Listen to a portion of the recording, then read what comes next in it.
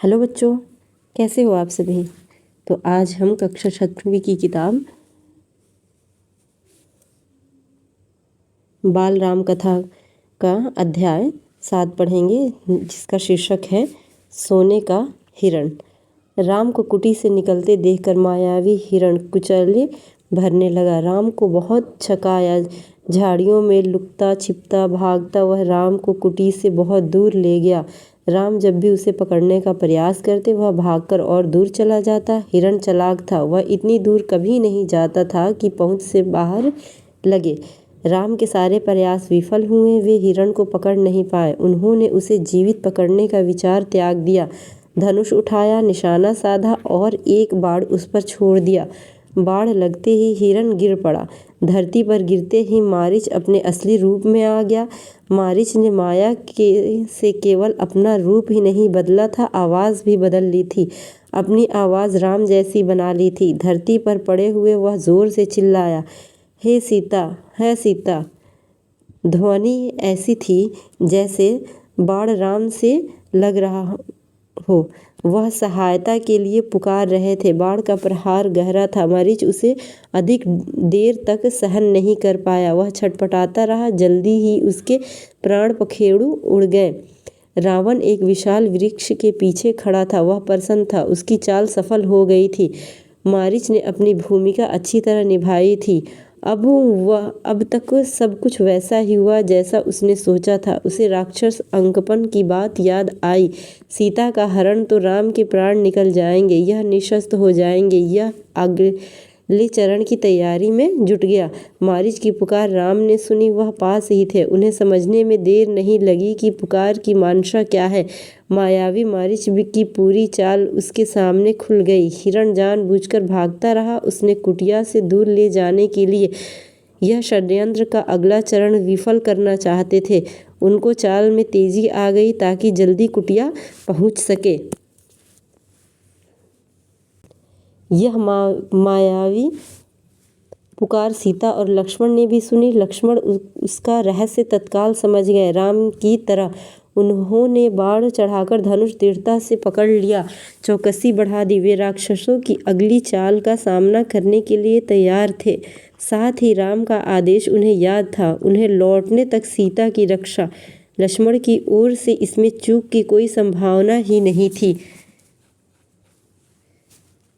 सीता वह आवाज़ सुनकर विचलित हो गई, घबरा गई, दौड़कर कुटिया के द्वार पर आई। उन्होंने लक्ष्मण से कहा, तुम जल्दी जाओ, जिस दिशा से आवाज़ आई है उसी ओर। तुम्हारे भाई किसी कठिन संकट में फंस गए हैं। उन्होंने सहायता के लिए पुकारा है। उनको ऐसी कतार आवाज़ जैसे कभी नहीं सुनी। जाओ लक्ष्मण, जल्दी। आप चिंता न करें माते, लक्ष्मण ने सीता को आश्वस्त करते हुए कहा। राम संकट में नहीं है, हो ही नहीं सकता। उनका कोई कुछ बिगाड़ सकता है।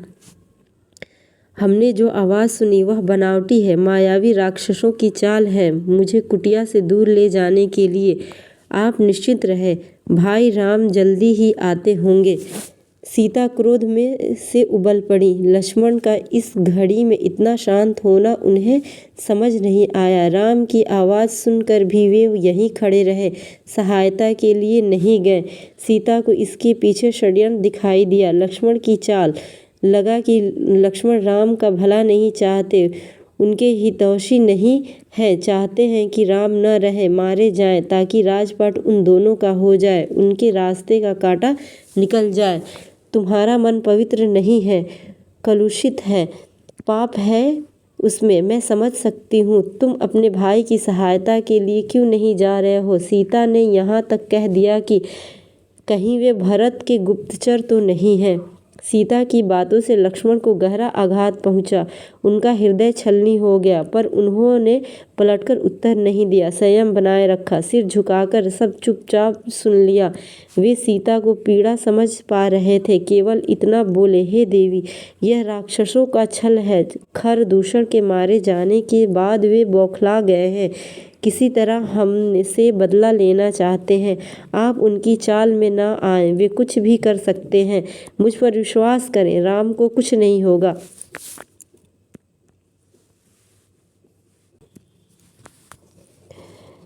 सीता का क्रोध और बढ़ गया। क्रोध में आंखों से आंसू बहने लगे। यह भी लग रहा था कि कहीं लक्ष्मण की बात सही न हो। यह डर था कि राम से बिछोह न हो। उन्होंने कहा, राम से बिछुड़कर मैं नहीं रह सकती, मैं जान दे दूंगी। हे लक्ष्मण, तुम उन्हें लेकर आओ।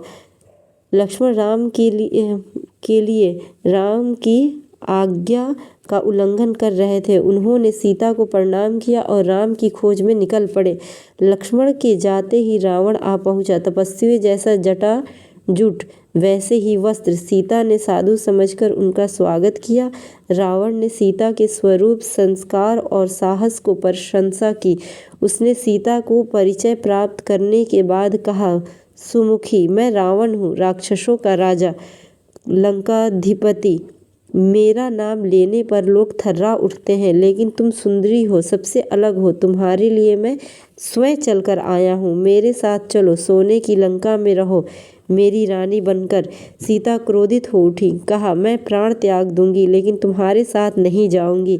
मैं राम की पत्नी हूँ, वे महाबलशाली हैं, तुम्हें उनकी शक्ति का अनुमान नहीं है। तुमने सीता की बात अनसुनी कर दी। खींचकर उसे रथ में बिठा लिया। सीता प्रयास करती रही, पर रावण के चंगुल से मुक्त नहीं हो सकी। स्वयं को असहाय पाकर वे विलाप करने लगी। हा राम, हा राम पुकारती रही। रावण का रथ लंका की ओर उड़ चला। मार्ग में वे पशुओं, पक्षियों, पर्वतों, नदियों से कहती जा रही थी कि कोई उनके राम को बता दे, रावण ने उनका हरण कर लिया है। दिगराज जटायु ने सीता का विलाप सुना। उन्होंने ऊंची उड़ान भरी, रावण के रथ पर हमला कर दिया। गिरधराज ने रथ छत विछत कर दिया, रावण को घायल कर डाला। क्रोध से रावण ने जटायु के पंख काट दिए। जटायु अब उड़ नहीं सकता था, वह सीधे धरती पर आ गिरा। रावण का रथ टूट गया था, उड़ान नहीं भर सकता था। उसके तत्काल सीता को अपनी बाहों में दबाया और दक्षिण दिशा की ओर उड़ने लगा। सीता को लगा कि अब संभवतः कोई उनकी सहायता नहीं कर पाएगा। उनका बचाव केवल एक ही था, राम को किसी तरह समाचार मिल जाए। उन्होंने अपने आभूषण उतारकर फेंकना प्रारंभ कर दिया। आभूषण वानरों ने उठा लिए। उन्हें आशा थी कि वानरों के पास से आभूषण देखकर राम समझ जाएंगे, उन्हें पता चल जाएगा कि सीता किस मार्ग से गई है। रावण ने सीता को आभूषण फेंकने से नहीं रोका। उसे लगा कि सीता शोक में ऐसा कर रही हैं। कुछ ही समय में रावण लंका पहुंच गए। वह अपने धन वैभव से सीता को प्रभावित करना चाहता था। उन्हें लेकर वह सीधा अपने अंतःपुर में गया। राक्षसियों को सीता की निगरानी करते रहने को कहा और बाहर निकल गया। थोड़ी देर में वह फिर लौटा। सीता को घूरते हुए उसने कहा, सुंदरी, मैं तुम्हें 1 वर्ष का समय देता हूँ, निर्णय तुम्हें करना है।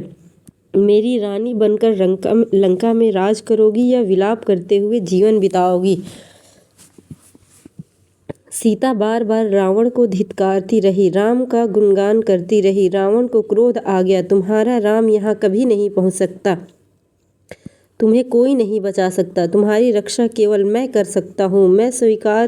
मुझे स्वीकार करो और लंका में सुख से रहो। पापी रावण, राम तुझे अपनी दृष्टि से जलाकर राख कर सकते हैं। उनकी शक्ति देवता भी स्वीकार करते हैं। मैं उस राम की पत्नी हूँ जिसने तेज और पराक्रम के आगे कोई नहीं ठहर सकता। तेरा सारा वैभव मेरे लिए अर्थहीन है। तूने पाप किया है, राम के हाथों तेरा अंत निश्चित है। राम की इतनी प्रशंसा सुनकर रावण कुछ चिंतित हो गया।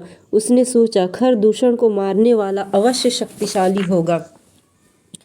उसने तत्काल अपने 8 सबसे बलिष्ठ राक्षसों को बुलाया, कहा, तुम लोग पंचवटी जाओ, राम और लक्ष्मण वहीं रहते हैं, उनका एक एक समाचार मुझे मिलना चाहिए। दोनों पर निगरानी रखो, मौका मिलते ही उन्हें मार डालो। उधर सीता को पाने के लिए रावण ने अपनी योजना बदल दी। उन्हें अंतःपुर से निकालकर अशोक वाटिका में बंदी बना दिया गया। पहरा कड़ा कर दिया गया था। राक्षसियों को स्पष्ट निर्देश थे, सीता को किसी तरह का शारीरिक कष्ट न हो, उनके मन को दुख पहुंचाओ, अपमानित करो, लेकिन सीता को कोई हाथ न लगाएगा। रावण ने सब कुछ किया पर सीता का मन नहीं बदला। वे बार बार राम का नाम लेती थी, शेरों के बीच हिरनी की तरह बैठी रहती थी, डरी सहमी, रो रो कर दिन काट रही थी। सोने के हिरण ने उन्हें सोने की लंका में पहुंचा दिया। यहाँ से उन्हें राम ही बचा सकते हैं। अब आगे का पाठ हम अगले वीडियो में पढ़ेंगे। जब तक के लिए बाय बाय।